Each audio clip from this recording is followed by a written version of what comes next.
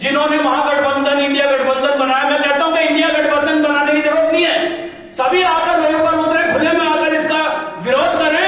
और गठबंधन बनाने से ज्यादा महत्वपूर्ण आज ईवीएम का विरोध करना चाहते हो। गठबंधन बनाने से कुछ फायदा नहीं है, क्योंकि ईवीएम जीत रही है। इन लोगों को आपके वोटों की जरूरत नहीं है। तो ये लोग क्यों नहीं आते?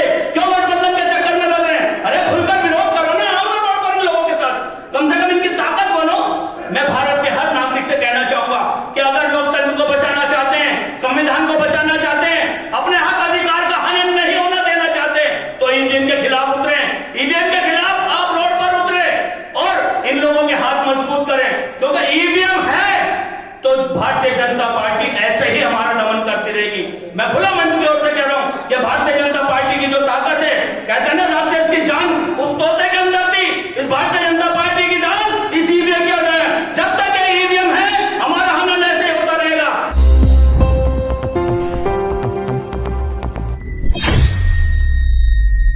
इस प्रांगण में आए सभी साथियों को मेरा क्रांतिकारी जय भीम। और मंच पर आसीन ईवीएम के खिलाफ विरोध में उतरे हमारे आदरणीय भानु प्रताप जी और पूरी टीम को मैं बधाई देना चाहता हूँ। आदरणीय राजकुमार डिंगान जी, रामनेत छवि जी, हाफिज गुलाम सरवर जी, भाई राजेश कागट जी, वे तमाम साथियों को मेरा क्रांतिकारी जय भीम। साथियों, आज जो देश का माहौल है जिसलिए हम इकट्ठे हुए, और क्षेत्रों की क्रीम बुलाई गई है, जो संगठन है उनके अधिकारी अध्यक्ष और महासचिव इस मीटिंग में बुलाए गए, और बहुत ही खास चर्चा पर यह सभा रखी गई। आने वाली 25 तारीख को जो भी ईवीएम विरोधी संगठन है वो सभी एकत्रित होकर, और देश की जो वर्तमान शासक जो इस समय पार्टी है, जो इस समय वर्तमान में हमारे भारत पर काबिज है, उसको चेताने का और इलेक्शन बोर्ड को चेताने का काम करेगी ये जो हमारी पूरी यूनिट है। और देखिए साथियों, आज किसी मुद्दे पर लड़ने की जरूरत नहीं, किसी धरने प्रदर्शन की जरूरत नहीं। सिर्फ एक मुद्दा आज देश का जो बहुत ही गंभीर है वो है ईवीएम। और ईवीएम हटाओ राष्ट्रीय संयुक्त मोर्चे का मैं आदर करता हूं और बधाई देता हूं कि आपने देश में इस चिंगारी को एक शोले के रूप में पैदा कर दिया। और आज दिल्ली में ही नहीं, भारत के हर राज्य के अंदर ईवीएम विरोधी संगठन खड़े हो चुके हैं। और कहीं तो ईवीएम का डेमो कर दिखाया जा रहा है कि कैसे हैक हो सकती है, कहीं ईवीएम में आग लगाई जा रही है, कहीं ईवीएम तोड़ने का इलेक्शन के अंदर लोगों ने चेतावनी भी दे दी। और देश भर में आज ये आंदोलन एक बहुत ही विकराल रूप के अंदर आकर खड़ा हो गया। और साथियों, ये ताकत जो बुद्धिजीवी हमारे रोड पर उतरे, सुप्रीम कोर्ट के वकील, हमारे जो रिटायर्ड चीफ जस्टिस और हमारे डीसी कपिल जैसे बुद्धिजीवी जो रोड पर उतरे, और इसमें आज फौजियों ने भी समर्थन दिया और किसान आंदोलन ने भी आज ईवीएम को एक बेबुनियादी प्रतिबद्ध करने के लिए उन्होंने जो है ऐलान कर दिया, और जिसका हम आदर करते हैं। और मैं कहना चाहूंगा जो राष्ट्रीय हमारी पार्टियां हैं, जिन्होंने महागठबंधन इंडिया गठबंधन बनाया, मैं कहता हूं कि इंडिया गठबंधन बनाने की जरूरत नहीं है। सभी आकर रोड पर उतरे, खुले में आकर इसका विरोध करें। और गठबंधन बनाने से ज्यादा महत्वपूर्ण आज ईवीएम का विरोध करना चाहते हो। गठबंधन बनाने से कुछ फायदा नहीं है, क्योंकि ईवीएम जीत रही है। इन लोगों को आपके वोटों की जरूरत नहीं है। अगर इन लोगों को आपके वोटों की जरूरत होती तो ये कहीं ना कहीं आप लोगों से डरते कि हम इन लोगों के साथ अगर ऐसा कार्य करेंगे, इनके रोजगार छीनेंगे, स्वास्थ्य पर बात नहीं करेंगे, शिक्षा को महंगा कर देंगे, और इनको धर्म की आड़ में धर्म की ओर जबरदस्ती धकेलने का काम जो करेंगे, तो शायद अगली बार हमें सत्ता हासिल ना हो। लेकिन इन लोगों को आपके वोटों की जरूरत नहीं है। इनको जो जिता रही है वो मशीन जिता रही है। और यहाँ पर हमारे जितने भी नागरिक, हमारे भारतीय नागरिक हैं, उन लोगों को पारदर्शिता का पता नहीं कि शायद मैं किस प्रतिनिधि को अपनी वोट दे रहा हूं और कौन सी पार्टी को दे रहा हूं। लेकिन वहां भी आप देखेंगे कि जब आप वोट डालते हैं तो पारदर्शिता के नाम पर, जबकि वहां पर एक बिल्कुल व्हाइट कलर का शीशा होना चाहिए और वहां पर एक रंगीन शीशा लगाया, और उसमें भी एक सेकंड के लिए आपको टिप दिखाई देता है, और उसमें आपको पता नहीं चलता कि वीवीपैट से जो पर्ची गिरी वो किस चिन्ह की थी, उसका क्या चिन्ह था। लेकिन आपको यह पता है कि मैंने अगर वोट डाली है तो आपको यह विश्वास है कि मैंने अपने प्रतिनिधि को अपनी पार्टी को वोट डालिए, लेकिन वो वोट कहीं और डालिए, जिसका प्रमाण कई बार जो है स्थापित हो चुका है और कई बार इसको जो प्रतिनिधि हैं उन लोगों ने खूब आवाजें उठाई कि मैं इस पार्टी से इलेक्शन लड़ा लेकिन उसमें मेरी भी वोट नहीं निकली। तो ऐसा क्या, जो प्रतिनिधि अपने आप को किसी इलेक्टेड पार्टी से अपने आप को प्रतिनिधि कहता है, तो क्या ऐसा हो सकता है? चलो मान लिया कि उसके पड़ोसियों ने उसे वोट नहीं दी, मान लिया कि उसके परिवार ने वोट नहीं दी, उसके सभी संबंधियों ने दी, क्या प्रतिनिधि भी अपनी वोट उस मशीन के अंदर नहीं डालेगा? तो यहाँ पर कहीं ना कहीं प्रश्न चिन्ह उठता है कि इसी भी मशीन के अंदर कहीं ना कहीं घोटाला है। और आज इंद्रजीत जी भी अगर रोड पर उतरे हैं तो कहीं ना कहीं इस मशीन को, इस आयोग को, जो हमारा चुनाव आयोग है, ये किसी पार्टी के दबाव में नहीं होना चाहिए, ये किसी मशीन के समर्थन में नहीं होना चाहिए। इनको पारदर्शिता रखनी चाहिए, वोटर और चुनाव आयोग के बीच में पारदर्शिता होनी चाहिए और इन्हें वोटरों की बात माननी चाहिए। क्यों? क्योंकि वोट डालने वाले की अपनी मर्जी है और वो आज आवाज उठा रहा है कि मैं वोट बैलेट पेपर से डालूंगा।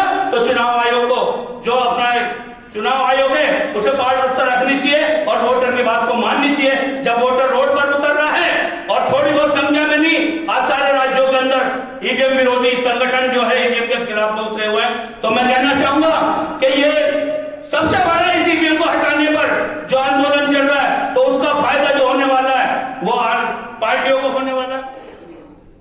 सॉरी, तो ये जो सबसे बड़ा फायदा होने वाला है वो पार्टियों को होने वाला है, जो आज चुपचाप बैठी हुई पब्लिक की लड़ाई को देख रही है, जनता की लड़ाई को देख रही है। वो देख रही है कि भानु प्रताप जैसे व्यक्ति इस लड़ाई के लिए मैदान में उतरे हुए, वो देख रही है कि DC Kapil, engineer DC Kapil जैसे व्यक्ति यहाँ पर लड़ाई के लिए उतरे हुए हैं, लेकिन उनको पता है कि फायदा उन पार्टियों को होने वाला अगर ईवीएम हटेगी तो ये लोग क्यों नहीं आते? क्यों गठबंधन के चक्कर में लग रहे हैं? अरे खुलकर विरोध करो ना, आओ विरोध करो लोगों के साथ, कम से कम इनकी ताकत बनो।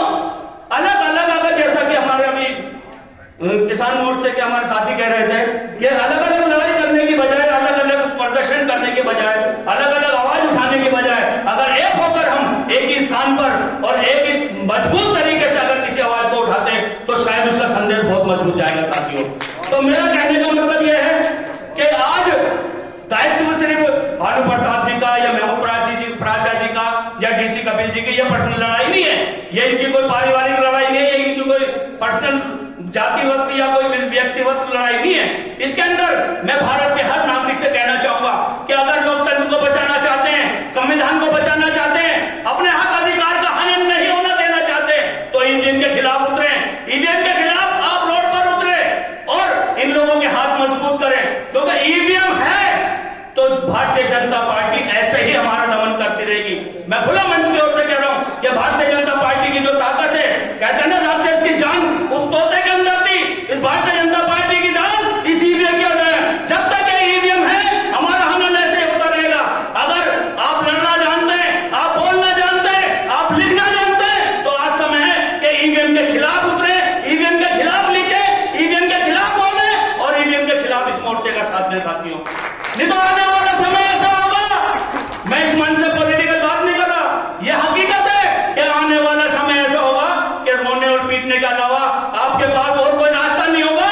क्योंकि आने वाले समय में जैसे ये ईवीएम के ऊपर जिद कर रहे हैं, जैसे ईवीएम का समर्थन कर रहे हैं, जैसे ईवीएम के डेमो दिखाए जा रहे हैं कि ईवीएम ठीक है, ये लोग गलत हैं, तो आने वाले समय में ऐसा भी कर सकते हैं ये कि आपको एक ऐप बनाकर दे दिया जाए और कहते हैं कि अपने घरों से, अपने मोबाइल से टिक कर आप जो है वोट डाल सकते हैं। तो ये ऐसा भी कर सकती है सरकार। क्यों?